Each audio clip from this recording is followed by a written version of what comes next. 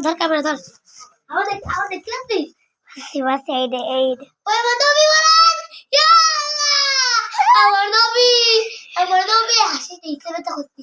আমার নবী বলেন হে আমার নবী আল্লাহ আমি নবী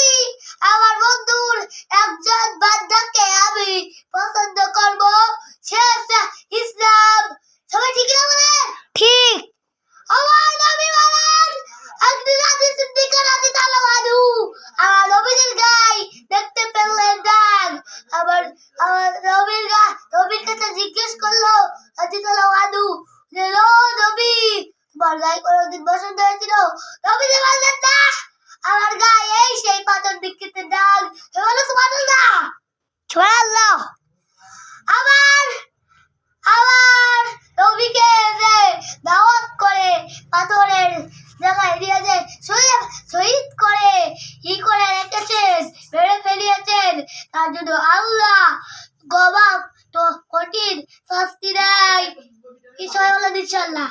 ইনশাআল্লাহ আবার রবকে বলেন আমার রবকে আল্লাহ রবকে আল্লাহ আবার রবকে আল্লাহ হ্যাঁ